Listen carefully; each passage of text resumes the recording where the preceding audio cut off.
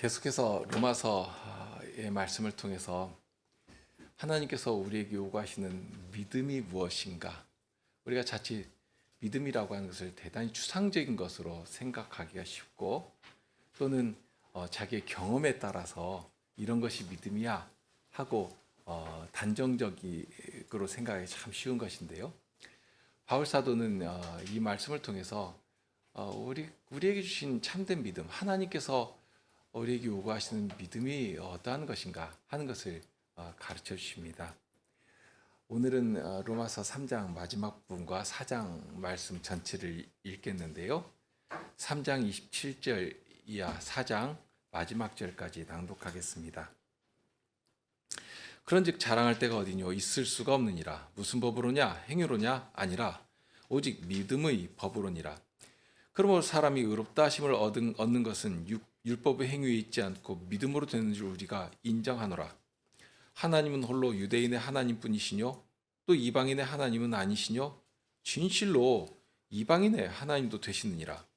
할례자도 믿음으로 말미암아 또는 무할례자도 믿음으로 말미암아 의롭다 하실 하나님은 한 분이시니라. 그런즉 우리가 믿음으로 말미암아 율법을 폐하느뇨? 그럴 수 없느니라. 도리어 율법을 굳게 세우느니라. 그런즉 육신으로 우리 조상된 아브라함이 무엇을 얻었다 하리요? 만일 아브라함이 행위로서 의롭다 하심을 얻었으면 자랑할 것이 있으려니와 하나님 앞에서는 없느니라. 성경이 무엇을 말하느뇨? 아브라함이 하나님을 믿음에 이것이 저에게 의로 여기신 바 되었느니라. 일하는 자에게는 그 싹을 은혜로 여기지 아니하고 빚으로 여기거니와 이를 아니할지라도 경건치 아니한 자를 의롭다 하시는 이를 믿는 자에게는 그의 믿음을 의로 여기시나니, 이러한 것이 없이 하나님께 의로 여기심을 받는 사람의 행복에 대하여 다윗은 말한 바, 그 불법을 사하심을 받고 그 죄를 가리우심을 받는 자는 복이 있고 주께서 그 죄를 인정치 아니하실 사람은 복이 있도다 함과 같으니라. 그런즉 이 행복이 할례자에게뇨 혹 무할례자에게도뇨? 대저 우리가 말하기를 아브라함에게는 그 믿음을 의로 여기셨다 하노라. 그런즉 이를 어떻게 여기셨느뇨? 할례시냐 무할례시냐? 할례시가 아니라 무할례시니라. 저가 할례의 표를 받은 것은 무할례시의 믿음으로 된 의를 인친 것이니, 이는 무할례자로서 믿는 모든 자의 조상이 되어 저희로 의로 여기심을 얻게 하려 하심이라. 또한 할례자의 조상이 되었나니 곧 할례 받을 자에게뿐 아니라 우리 조상 아브라함의 무할례시에 가졌던 믿음의 자취를 좇는 자들에게도니라. 아브라함이나 그 후손에게 세상의 후사가 되리라고 하신 언약은 율법으로 말미암은 것이 아니요 오직 믿음의 의로 말미암은 것이니라. 만일 율법에 속한 자들이 후사이면 믿음은 헛것이 되고 약속은 폐하여졌느니라. 율법은 진노를 이루게 하나니 율법이 없는 곳에는 범함도 없느니라. 그러므로 후사가 되는 이것이 은혜에 속하기 위하여 믿음으로 되나니, 이는 그 약속을 그 모든 후손에게 굳게 하려 하심이라. 율법에 속한 자에게뿐 아니라 아브라함의 믿음에 속한 자에게도니, 아브라함은 하나님 앞에서 우리 모든 사람의 조상이라 기록된 바 내가 너를 많은 민족의 조상으로 세웠다 하심과 같으니, 그의 믿음 바 하나님은 죽은 자를 살리시며 없는 것을 있는 것 같이 부르시는 이시니라. 아브라함이 바랄 수 없는 중에 바라고 믿었으니 이는 내 후손이 이같으리라 하신 말씀대로 많은 민족의 조상이 되게 하려 하심을 인함이라. 그가 백세나 되어 자기 몸의 죽은 것 같음과 사라의 태의 죽은 것 같음을 알고도 믿음이 약하여지지 아니하고, 믿음이 없어 하나님의 약속을 의심치 않고 믿음에 견고해져서 하나님께 영광을 돌리며 약속하신 그것을 또한 능히 이루실 줄을 확신하였으니, 그러므로 이것을 저에게 의로 여기셨느니라. 저에게 의로 여기셨다 기록된 것은 아브라함만 위한 것이 아니요 의로 여기심을 받을 우리도 위함이니, 곧 예수 우리 주를 죽은 자 가운데서 살리신 이를 믿는 자니라. 예수는 우리 범죄함을 위하여 내어줌이 되고 또한 우리를 의롭다 하심을 위하여 살아나셨느니라. 하나님께서 우리를 얼마나 사랑하시는지, 또는 어떻게 사랑하시는지 하는 비밀이 3장 25절에 아주 분명하게 제시되고 있습니다. 분명 우리를 향해서는 죄를 간과하심으로 하나님의 사랑을 알리셨습니다. 하지만 그 이면에 어떤 비밀이 숨겨져 있는가? 참으로 놀랍도록 우리 옷깃을 여미게 만드시지 않습니까? 간과하심의 비밀은 바로 예수 그리스도께서 십자가에서 드리신 화목 제사에 있습니다. 과거 구약 시대에는 제사장이 속죄소에 짐승의 피를 가지고 들어가서 그 자리에 피를 뿌리며 하나님의 속죄하시는 은혜를 입을 수 있었습니다. 그처럼 이제 예수님께서 십자가에서 단번에 제사를 드리신 때에는 누구라도 예수님께서 뿌리신 그 피의 공효를 힘입어서 하나님 앞에 의로운 백성으로 나갈 자격을 얻게 되는 것입니다. 그러니까 우리에게서는 죄를 그냥 간과해 버리십니다. 어떠한 죄도 모두 간과해 버리십니다. 하지만 우리 대신 예수님께서는 모든 죄에 대한 값을 다 갚아내시는 것이고, 그러니 우리의 화목제물이신 그리스도로 인하여서 우리는 평안을 누리게 되는 것입니다.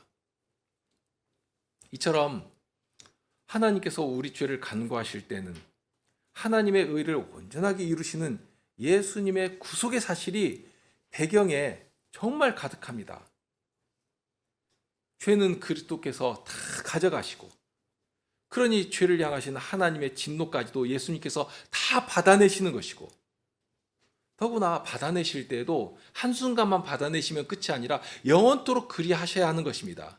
왜 그런가 하면 그리스도의 죽으심은 단번에 죽으시는 것이지만 우리를 향하신 그 중보의 사역, 구속의 사역이라고 하는 것은 영원에까지 이르러야 하기 때문입니다. 그러니까 한번 중보의 사역을 그냥 크게 한번 하시고, 이제 앞으로는 내가 너희들을 구원해냈으니까 이제 앞으로는 너희 능력으로 하나님 앞에 의롭게 되어서 살아가고 하나님 앞에 나아가라 하지 않으시는 것입니다. 요구하신다 해도 우리가 할 수 없는 것이고요. 그러니까 한순간이라도 우리는 예수님 없으면 하나님 앞에서 망하는 것입니다. 그러니 언제까지라도 영원토록 우리에게는 예수님의 의의 옷을 늘 입혀주시고, 그러니 영원토록 하나님 앞에서 의로운 백성으로 살아갈 수 있게 되는 것입니다.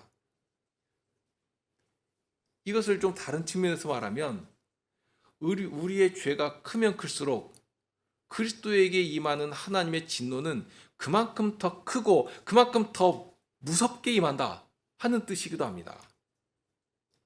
그리스도께서 우리의 죄에 대한 하나님의 진노를 영원토록 받으시는 것이니까 우리의 죄를 하나님께서 간과하시면 간과하시는 만큼 그리스도에게 내리시는 그 죄를 향하신 하나님의 진노는 더 무겁고 더 두렵게 임하는 것입니다. 말 그대로 우리는 그냥 그리스도의 날개 아래 숨어 들어가면 됩니다. 주님께서 우리를 품어주시니까요. 하지만 우리의 죄에 대한 진노는 예수님 위에 유황불처럼 떨어지는 것이고, 그런데 우리는 주님의 품 안에 꼭 안겨서 그 날개 그늘 아래 들어가서 그 안에서 평안을 누리며 살아가는 것입니다. 이런 비밀을 안다면 죄에 대해서 가볍게 여길 수가 있는가? 얼마나 두려운 일입니까? 그런데 주님의 사랑이 이처럼 분명하게 나타났는데도 불구하고 사람은 참으로 악하고 미련하여서 자기가 어떤 자인지도 모르고 또 인정하려고도 하지 않습니다. 조금 쓸만한 것이 있다고 생각하면 그냥 그거 붙들고 그거 자랑하려고 정신이 없습니다. 그러니 사도가 계속해서 전하는 것 아닙니까? 어떤 인생도 하나님 앞에서 의롭다 함을 받을 육체가 없다. 어떤 육체도 없다 하는 것입니다. 그런 인생을 아시기 때문에 사도는 계속해서 말씀합니다. 27절 처음부터 선언한 말씀이 그렇지 않습니까? 그런즉 자랑할 데가 어디뇨? 정말 조금이라도 무엇인가 있는 것처럼 생각되면 100배라도 1000배라도 부풀려 가지고 막 자랑하려고 하고 으스대려고 하고, 그런 인생 아닙니까? 없으면 만들어서라도 하려고 하는 것이고요. 그런 무지한 인생이기 때문에 다른 말 하지 않습니다. 처음부터 아주 분명하게 못 박아버리죠. 그런즉 자랑할 데가 어디 있는가? 하나도 없다 하는 것입니다. 법으로든지 행위로든지 이런 것으로는 절대로 안 되는 것이고, 그럼 뭐냐? 오직 믿음으로만 되는 것이다 하고 말씀합니다. 특히 여기서 사도가 생각하는 대상은 유대인들을 향하고 있습니다. 실은 여기에 현실적인 그 내용들이 있는데, 유대인들도 안 된다면, 정말 유대인들은 하나님께서 특별하게 생각하시고 그들을 복의 창구로 온 세상을 복되게 만드실 때 이 유대인들을 통해서 그 복된 사실들이 막 퍼져나가도록 하셨으니까 집중적으로 유대인들을 구원하시고 특별한 은혜를 내려주신 것이거든요. 그런데 그런 유대인들조차도 안 된다면 어떻게 되는 것이냐 하는 것입니다. 다른 민족에게, 어느 민족에게도 볼 수 없는 그런 특별한 사랑을 받은 민족이 아닙니까? 그러니까 그렇기 때문에 지금 사도가 더 강한 어조로 이런 말씀을 하시는 것입니다. 그랬을지라도, 그런 사랑을 받았을지라도, 그런 은혜 가운데 살았을지라도 그것이 하나님의 은혜인 것이지 무슨 인생 자랑하듯이 그것 자랑할 것이 없다, 그것 내세울 것이 없다 하는 것입니다. 그러면서 28절에 사람이 의롭다 하심을 얻는 것은 오직 믿음으로 되는 것이다 하는 말씀을 이어갑니다. 루터는 여기 28절의 말씀에서 사람이 의롭다 하심을 얻는 것은 율법의 행위에 있지 않고 믿음으로 되는 줄 우리가 인정한다 하고 있는데요. 거기 믿음 앞에 오직이라는 말을 첨가해서 강조해서 읽었습니다. 오직 믿음으로 되는 줄 우리가 인정한다 하는, 그러니까 다른 것이 아니라 오직 믿음으로만 되는 것입니다. 그러니 30절로 이어지죠. 이렇게 믿음으로 의롭다 하심을 얻는 것이니까 할례자도 믿음으로 되는 것이고, 또 무할례자도 믿음으로 말미암아 의롭다 하실 분은 하나님 한 분뿐이시다 하고 말씀합니다. 만일 이 의롭다고 하는, 그러니까 의롭게 되는 것이 율법에 매여 있다거나 또는 할례라고 하는 이 언약의 증표에 이렇게 달려 있다면 무할례자는 결코 의롭다 하심을 받을 수가 없는 것입니다. 그런데 보니까 할례자뿐만이 아니라 무할례자도 의롭다 하심을 얻을 수 있다 하는 것입니다. 어떻게 그렇게 되는가? 의롭다고 인정하실 분은 하나님 한 분뿐이신데 하나님께서 우리에게 보시는 것은 딱 하나라는 것입니다. 뭐만 보시는가? 믿음만 보신다. 믿음만 보신다는 것입니다. 하나님께서 과연 새롭고 의로운 길을 예수님 안에서 활짝 열어놓으시지 않습니까? 우리 믿음의 주이신 예수 그리스도를 우리 앞에 탁 세우시면서 이 예수를 바라봐라 하고 하셨는데, 만일 그런 하나님의 부르심 앞에서 예수님을 바라보지 않는다면, 이 예수님을 믿지 않는다면 어떻게 될 것이냐 하는 것입니다.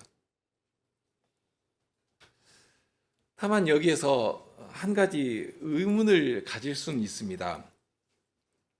그렇다면 이 과거에 하나님께서 이스라엘에게 주신 율법이나 할례나 이런 것이 도무지 쓸모없는 것을 주셨다는 말씀인가 하는 그런 의문을 가질 수 있지 않겠습니까? 과거에 이스라엘이 바로 이 율법을 통해서 하나님께 나아갈 의를 얻게 되었는데요. 그런데 지금 바울 사도가 율법으로도 아니고 할례로도 아니고 이렇게 아니라고 하니까, 그러면 그 아무 쓸모도 없는 것을 하나님께서 주신 것인가 하는 그런 의문을 품을 수가 있겠다는 것입니다. 그런 것을 알기 때문에 사도는 그런 질문을 탁 던지면서 아니다. 분명 의롭다 하심은 믿음으로 얻는 것인데, 근데 이 진리는 율법을 허물고 폐하는 것이 아니라 오히려 하나님께서 율법을 주신 하나님의 선하신 뜻이 있는데 그 뜻을 오히려 온전히 세우는 것이다. 율법을 주신 하나님의 선하신 목적을 완성시키는 것이다 하고 말씀하는 것입니다. 처음부터 하나님께서 정하신 법이 그랬기 때문입니다.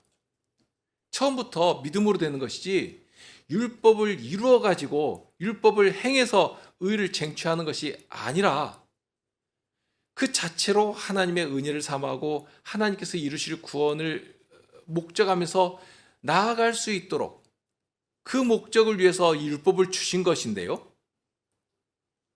그 사실을 구약의 말씀을 근거로 해서 이렇게 증명해 나갑니다. 바로 그 내용이 4장 전체에 담겨 있습니다. 그런 4장을 시작하면서 1절에 이런 도전적인 말씀으로 시작하는데요. 그런즉 육신으로 우리 조상된 아브라함이 무엇을 얻었다 하리요. 지금 유대인들, 율법의 일들을 막 자랑하는 유대인들에게 던지는 질문이기도 합니다. 그럼 너희가 그렇게 소중하게 생각하고 자랑하는 아브라함의 경우를 한번 볼까? 하는 것인데요. 아브라함도 육신으로 한다고 하면 그것이 무엇인가? 무엇이겠는가? 하는 것입니다. 바로 답을 합니다. 2절입니다. 만일 아브라함이 행위로서 의롭다 하심을 얻었으면 자랑할 것이 있으려니와 하나님 앞에서는 없느니라. 그러니까 행위로는 아브라함도 어림없는 일이다 하는 사실을 지금 알려주신 것입니다. 행위로는 어림없다는 것입니다. 유대인들은 아브라함이란 이름을 대단히 소중하게 생각했습니다. 요한복음 8장 33절에 보면 예수님께서 유대인들에게 진리가 너희를 자유케 하리라 하는 말씀을 이렇게 딱 하시니까 그 말씀을 들으면서 탁 걸리고 반감을 가지면서 이렇게 예수님께 말합니다.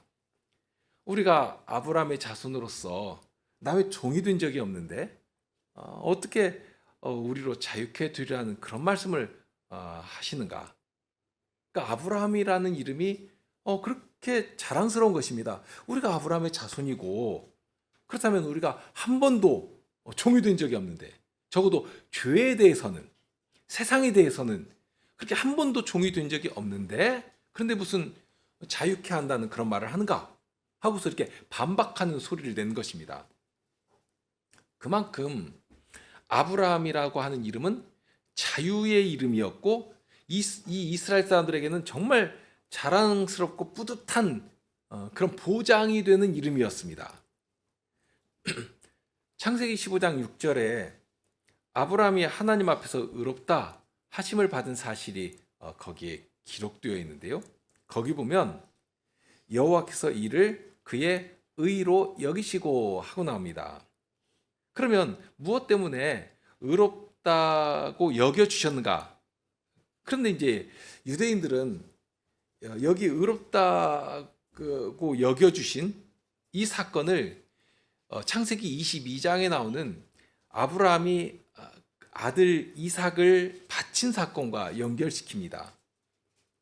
하나님께서 아브라함에게 아들을 바쳐라 하고 하셨지 않습니까? 그런데 아브라함은 거기에 전혀 뭐라 말씀드리지도 않고 기꺼이 아들 이삭을 바칩니다.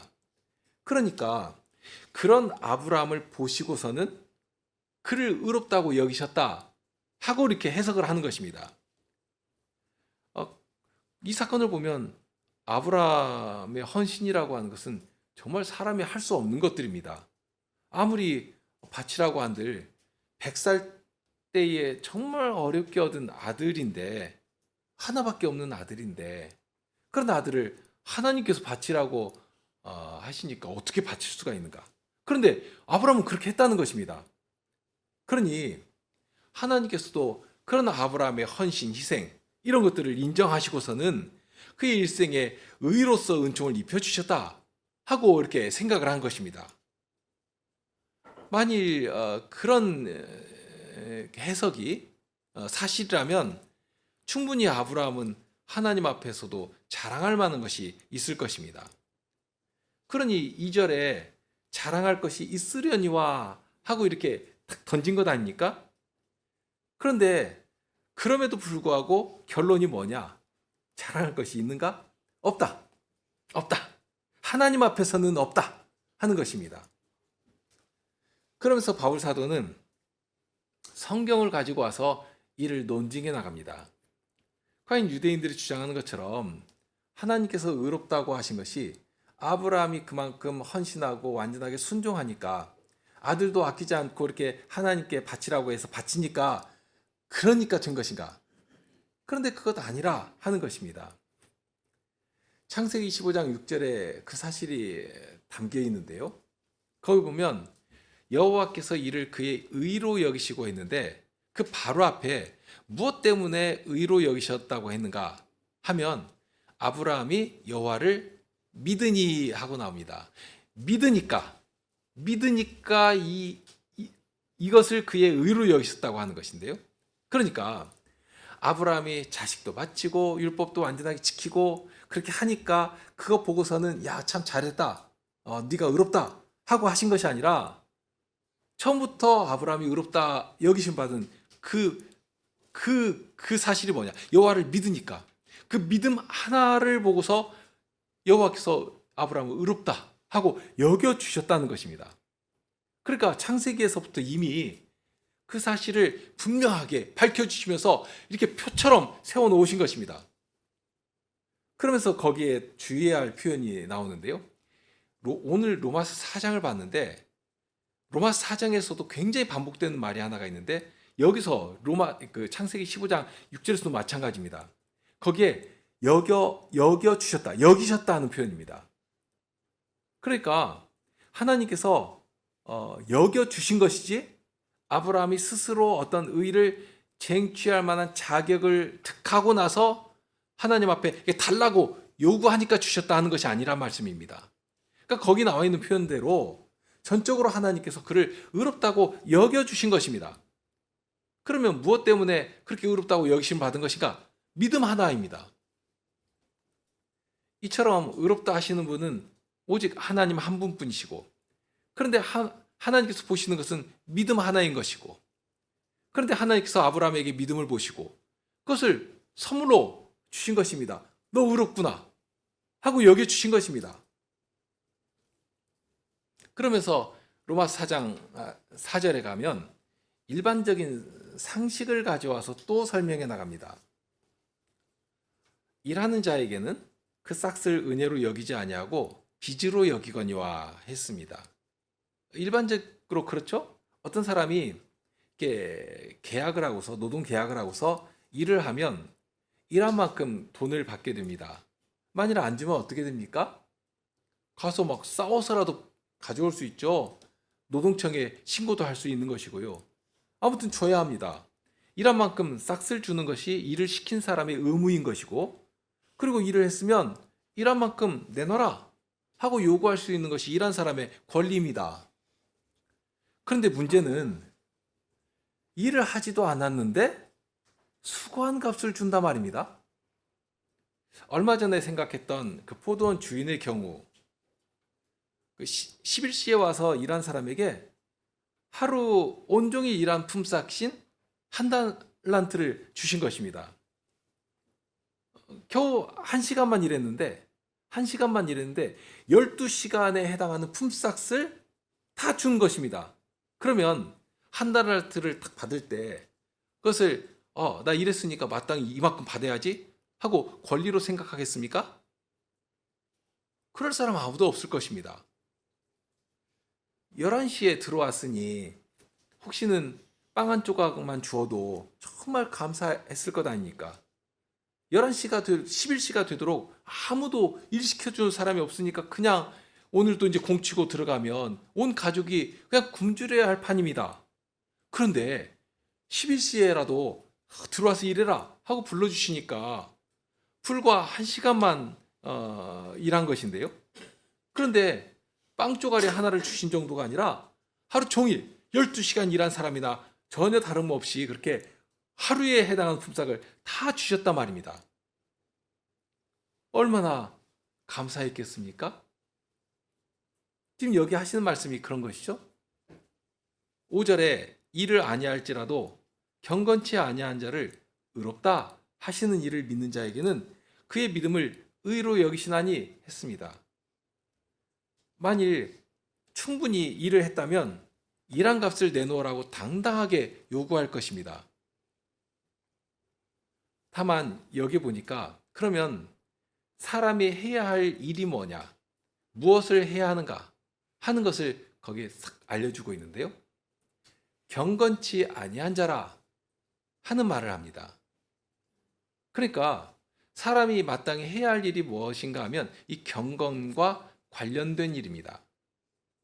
이 경건하다는 말에는 하나님께 예배한다는 의미가 굉장히 강하게 들어 있습니다. 달리 말하면 로마서 1장 말미에서부터 이방인들의 그 죄악상을 탁 해부하면서 자연 만물에 사람의 본성 가운데 무엇을 볼지라도 정말 하나님을 알만한 것이 막 켜켜이 담겨 있는데도 불구하고, 그렇게 알려주시는데도 불구하고 결코 하나님을 영화롭게도 아니하고 감사치도 아니한다 하는 그런 말을 했는데요. 바로 그런 것입니다. 사람이라면 당연히 자기를 지으신 하나님을 알고 하나님께 감사해야 마땅합니다. 그런데 마땅히 해야 할 일을 하지 않는 것입니다. 오히려 생각까지 허망해져 버립니다. 사고방식이 그냥 세상에 딱 붙어 있어가지고 하나님을 경배하도록 주신, 하나님께 영광을 돌리도록 주신 모든 것들을 오히려 인생의 쾌락과 더러운 욕망을 위해서 막 낭비해버립니다. 하나님을 즐거워하고 경배해야 되는데 하나님을 예배하고 즐거워하는 것보다도 훨씬 세상에 그냥 마음이 다 쏠려버리는 것입니다. 뿐만 아니라 미련한 마음이 어두워진 상태가 되었다고 했습니다. 최선을 다해서 경배한다 하여도 가장 기본적인 것 하나 한 정도가 될 것인데요. 그런데 그마저도 하지 않는 것입니다. 그렇다면 그런 자는 어떻게 되는 것인가? 예수님께서 왕의 혼인잔치의 비유를 하실 때 보면 처음에 왕의 혼인잔치를 탁 준비하시고서는 청하지 않습니까? 와라. 그런데 다들 자기 일이 바빴습니다. 자기 밭으로 가고 상업차로 가고, 어떤 자들은 심지어 왕이 보낸 종들을 능욕하고 죽이는 일까지 했습니다. 그러니 그런 자들이 어떻게 되었는가? 왕이 분노하면서 군대를 보내어서 저들을 다 진멸하라 하고 하셨지 않습니까? 이것이 하나님의 의입니다. 그러니까 해야 할 일이 있는데도 불구하고 하지 않으면 그렇게 되는 것입니다. 그런데 보니까 그렇게 하지 않았는데, 전혀 경건치 않았는데, 그런데 그런 자들을 의롭다 하고 해주시는 것입니다. 앞에 3장 25절에 길이 참으시는 중에 전에 지은 죄를 간구하심으로 자기 의로우심을 나타내셨다 하고 하신 그 원칙이 여기에서도 동일하게 적용되는 것을 보는데요. 그러니까 경건치 않은 자인데 의롭다 하고 여겨주시는 것입니다. 말씀드린 것처럼 계속해서 여긴다, 여겨주신다 하는 말이 반복되어 나오는데요. 4장에 무려 11번이나 그 말이 사용됩니다. 그러면 여기시나니 하는 이 말이 무슨 뜻이겠는가? 어떤 권리를 요구할 수 있는 상태에서 받아낸다면 여겨주심을 받을 필요가 없지 않습니까? 그러니까 여기 여겨주신다, 여기신다 하는 말의 이면에는 뭐가 있냐면 전혀 그런 자격이 없는 것입니다. 그런 권리가 없는 것입니다. 하나도 없는 것입니다. 그런데 그렇다 하고 인정해 주시는 것입니다. 얼마나 복된 일입니까? 일을 하지 않았는데도 일한 것과 진비 없이 선물을 주시는 것입니다. 그러면서 사도는 그 말뜻이 무엇인지를 더 분명하게 하기 위해서 다윗의 시를 하나 인용하고 있는데요. 32편의 시입니다. 그 가운데서 여기에 6절부터 8절까지 인용한 말씀은 32편 1절 2절의 말씀인데요. 거기 보면 이렇습니다. 허물의 사함을 얻고 그 죄의 가리움을 받은 자는 복이 있도다. 마음에 간사가 없고 여호와께 정죄를 당치 않는 자는 복이 있도다 하는 그런 기도를 하나님께 올린 내용이 나옵니다. 그러면 여기 다윗이 자기의 허물이 사함을 얻고 죄가 가려지게 된 이 일이 어떻게 해서 된 것인가 하는 것인데, 이 허물의 사함을 얻고 죄가 가려지게 된 이 일이 다윗이 무슨 대단한 참여라도 하고 또는 그만한 죄를 덮을 만큼 굉장히 큰 공적이라도 쌓고 또는 헌신이라도 이렇게 하니까, 그러니까 하나님께서 그만하면 회개한 것 같네, 용서할 만하다 하고 그렇게 해서 용서를 받은 것인가? 시편 32편 이어서 나오는 내용을 보면 이렇습니다. 내가 토설치 아니할 때 종일 신음함으로 내 뼈가 쇠하였도다. 주의 손이 주야로 나를 누르시오니 내 진액이 화하여 여름 가물에 마름같이 되었나이다 했습니다. 그러니까 죄의 현실 앞에서 이 다윗은 정말 막 여름 가물에 마른 것처럼 막 진액이 막 짓눌려 짜지는 것처럼 죄로 인한 두려움과 절망이 막 다윗을 짓누르면서 죽음의 문턱 아래로 막 질질 끌려 내려가는, 정말 숨을 쉴 수가 없고 잠도 잘 수가 없는, 정말 스스로 어떻게 할 수가 없는 그런 자리까지 막 끌려가는 것입니다.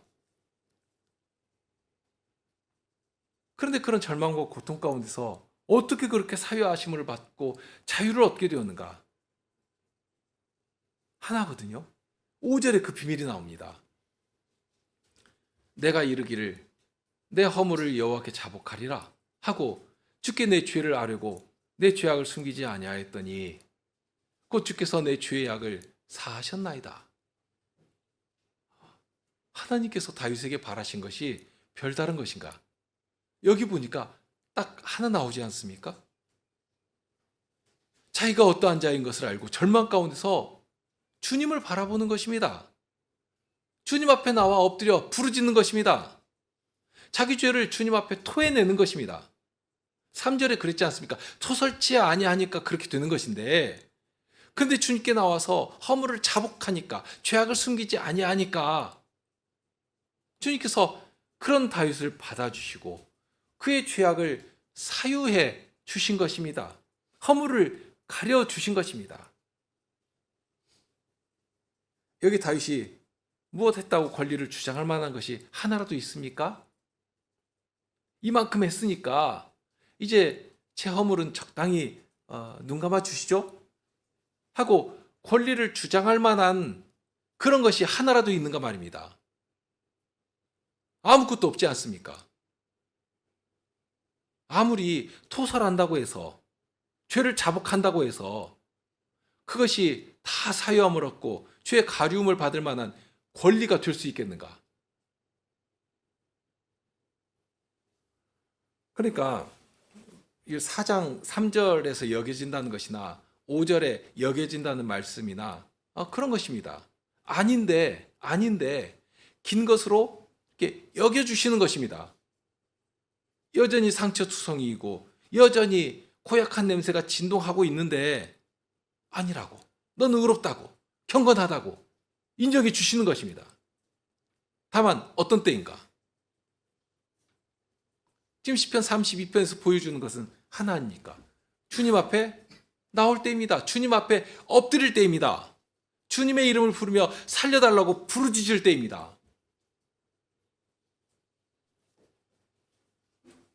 그런데 그렇게 주님께로 돌이키는 자들을 주님께서는 하나라도 외면하시는가?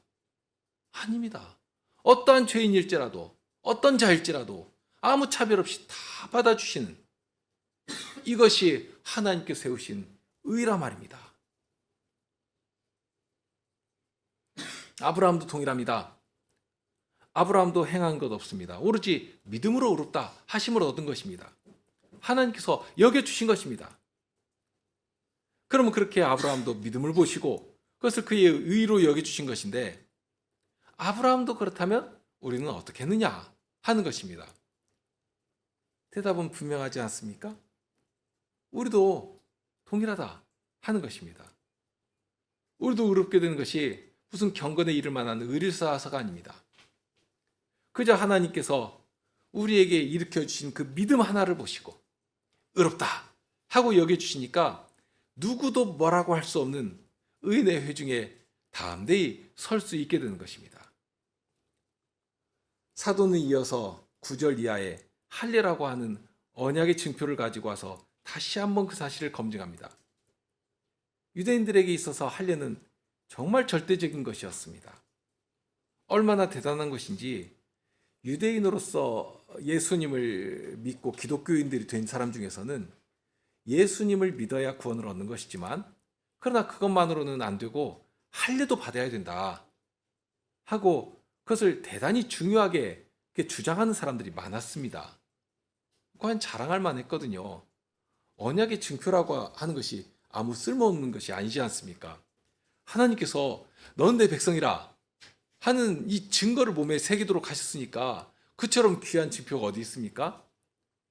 우리도 보면 우리가 날마다 주님의 고난의 흔적을 우리의 이 몸에 채워가는 것인데요. 그런데 그러기 전에 먼저 주님께서는 언약의 증표를 우리 몸에 새기도록 세례로서 우리를 교회에 받아주시는 것이고, 또한 수시로 성찬의 자리를 배설하여 여시고 그 자리에 나와 주님으로 먹고 마시고 하도록 하신 것이니까요.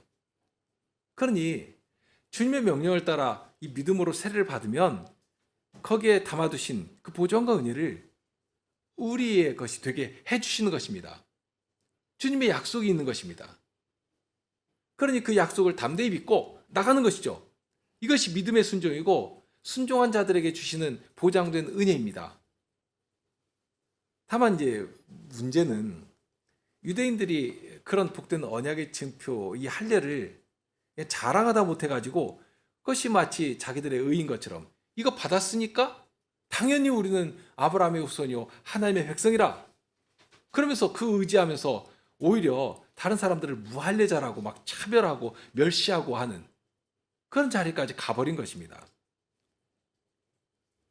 그런데 거기에 유대인들이 모르는 비밀 하나가 있었습니다. 사도가 전하는 말씀이 그런데요. 9절 10절에 보면 그런즉 이 행복이 할례자에게뇨 또 혹 무할례자에게도뇨 대저 우리가 말하기를 아브라함에게는 그 믿음을 의로 여기셨다 하노라. 그런즉 이를 어떻게 여기셨느뇨? 할례시냐 무할례시냐? 할례시가 아니라 무할례시니라. 그러니까 사도는 아브라함이 할례를 받은 그 시점까지도 증거로 가져옵니다. 아브라함이 의롭다 하심을 얻었다는 말씀이 창세기 15장에 나온다고 했죠? 그러면 할례의 이야기가 나온 것은 언제냐면 창세기 17장에 나옵니다. 그러니까 할례가 먼저인가? 의롭다 하심을 얻은 것이 먼저인가? 당연히 순서로 볼지라도 그렇지 않습니까? 더구나 하나님께서 그러니까 유대인들이 그렇게 자랑하는 율법이 아브라함 때는 있기나 했었는가? 모세를 통해 주신 율법은 하나님께서 이 아브라함과 언약을 맺으시고 400년이 훨씬 지난 후에 가서야 생긴 법 아닙니까? 그러니까 이러한 모든 것들을 종합해서 볼 때 율법보다도 먼저 세워놓으신 또는 할례보다도 먼저 내놓으신 아주 중요한 하나님께서 세워놓으신 법이 하나 탁 드러나게 되는 것입니다. 율법의 행위로냐? 아니다. 믿음의 법으로니라 하고 하신 그 법이 가장 앞서서 가장 으뜸으로 이게 솟아나는 것입니다. 그러면서 사도는 아브라함의 믿음이 과연 어떠한 것인지를 15절 이하에서 전해주는데요. 하나의 사건을 예로 가져옵니다. 자, 19절 이하의 말씀인데 그가 백성화되어 자기 몸에 죽은 것 같음과 사라의 태의 죽은 것 같음을 알고도 믿음이 약하여지지 아니하고 믿음이 없이 하나님의 약속을 의심치 않고 믿음에 견고해지니 하나님께 영광을 돌리며 약속하신 것을 또한 능히 이루실 줄을 확신하였으니 그러므로 이것을 저에게 의로 여기셨느니라. 이 내용이 이제 창세기 17장 할례 사건과 묶여 나오는 내용입니다. 이제까지 아브라함은 하나님의 명령하심을 따라서 가나안 땅까지 왔습니다. 그리고 후손을 주신다는 약속이 있고 그 사실을 믿고 기다렸는데 10년이 지나고 20년이 지나도 자식 하나가 없습니다. 그러니 혹시는 다른 방식으로 주시는 것은 아닐까 하고서는 자기가 가장 아끼는 집안의 몸종인 이 엘리에셀을 혹시 엘리에셀을 나의 아들로 삼으면 어떻겠습니까? 하는 그런 말씀도 드린 적이 있고요. 또 어떤 때에는 꼭 내 아내인 정실부인인 이 사라에게서만 나와야 꼭 내 자식인가? 그냥 다른 여인을 통해서 자식을 얻으면 되지 않겠는가 해가지고 사라의 여종인 하가를 통해서 이스마엘을 얻기도 했고요. 그러나 하나님께서는 그거 다 아니라고 말씀하시지 않습니까?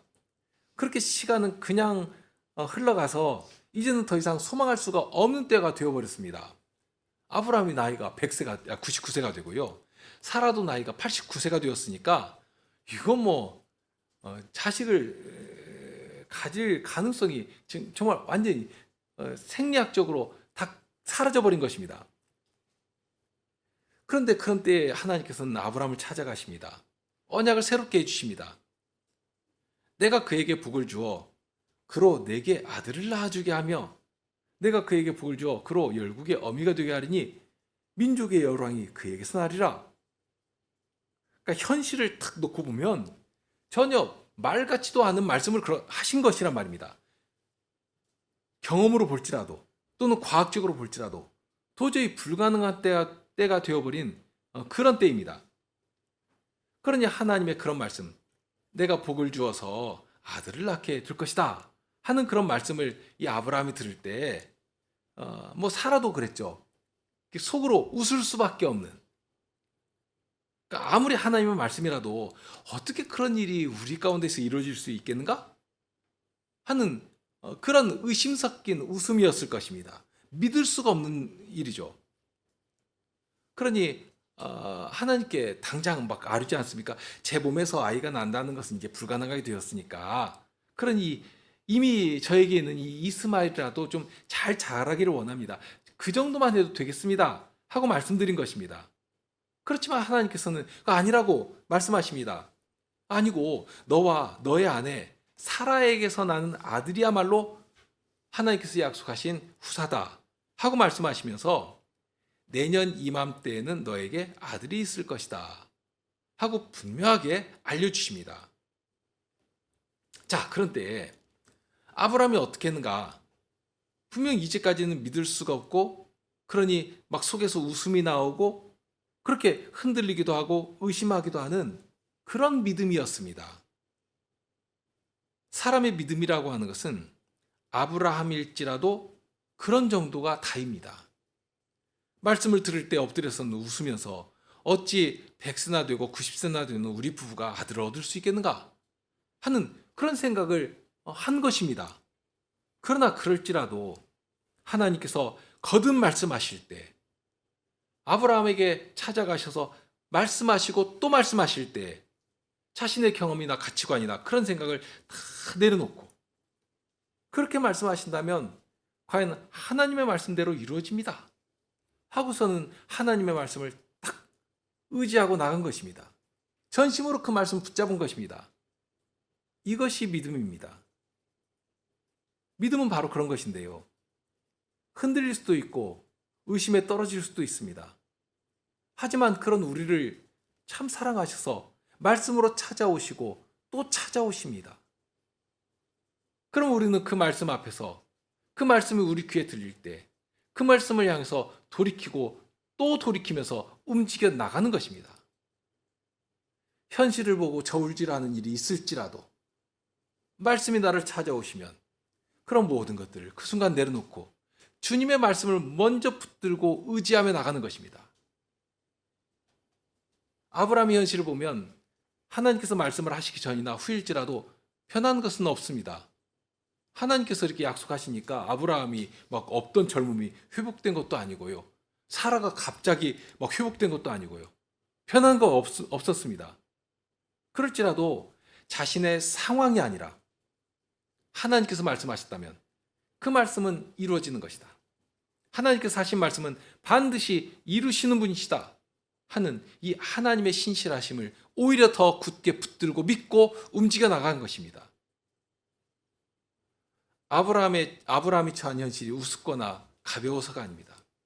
하지만 그런 모든 것보다 하나님의 말씀이 더 신뢰가 가고 과연 옳은 말씀이고 과연 그렇다 하고 인정이 되는 것이고, 그러니 그 말씀에 나의 몸을 기울여서 한 걸음씩 한 걸음씩 움직여 나가는 것입니다. 이것이 믿음입니다. 그렇게 하니까 어떻게 되었는가? 20절 마지막 말씀처럼 믿음이 없어 하나님의 약속을 의심하는 것이 아니라 믿음에 견고해져서 하나님께 영광을 돌렸다 했습니다.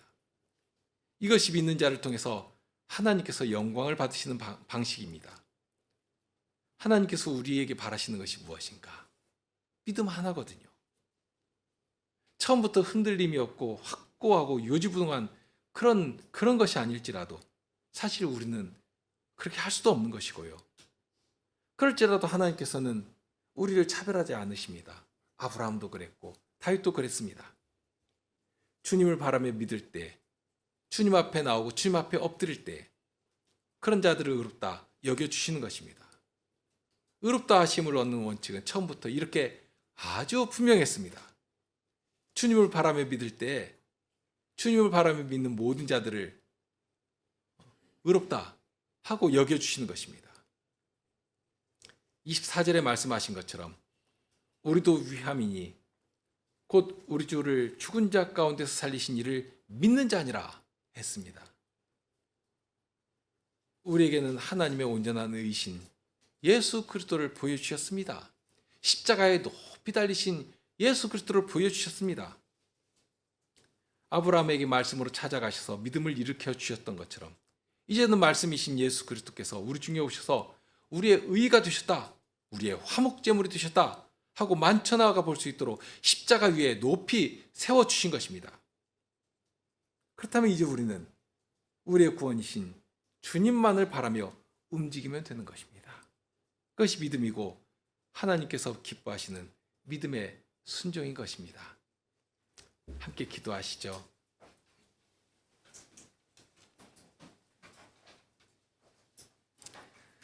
저희의 믿음이 어떠한 정도인지, 얼마나 어리석고 무지한 자들인지 주님의 말씀 앞에서 다시 발견하게 됩니다. 하나님께서 저희에게 요구하시는 믿음이라고 하는 것은 그저 십자가에 달리신 예수님을 바라보라고 하시는 것이지만 그런 요청조차도 붙들지를 못하고 여전히 인생 가치를 바라며 세상에 흔들리는 그런 어리석은 자들입니다. 그런 자들이기 때문에 오늘 또 말씀으로 저희를 찾아주십니다. 아브라함의 믿음을 보여주시며 다윗의 믿음을 보여주시며 하나님께서 저희에게 바라시는 믿음이 어떠한 것인지를 생각하게 하십니다. 스스로 의에 이를 수 없는 저희를 아시고 사랑하시기에 예수님으로 저희 화목제물이 되게 하시고 그저 예수님을 바라며 의지할 때 저희를 받아주시며 하나님과 화목하게 해주셨다 하는 사실을 알려주십니다. 그러니 이제도 저희 믿음의 주님이시고 저희를 온전케 하시는 우리 예수님을 바라며 배우는 일에 힘을 내는 저희가 되게 하여 주옵소서. 말씀 안에서 저희를 더욱 훈련시켜 주시고 주님이 기뻐하실 만한 장성의 자리에 이르게 하여 주시옵소서. 우리 주님 예수 그리스도의 이름으로 기도합나이다. 아멘.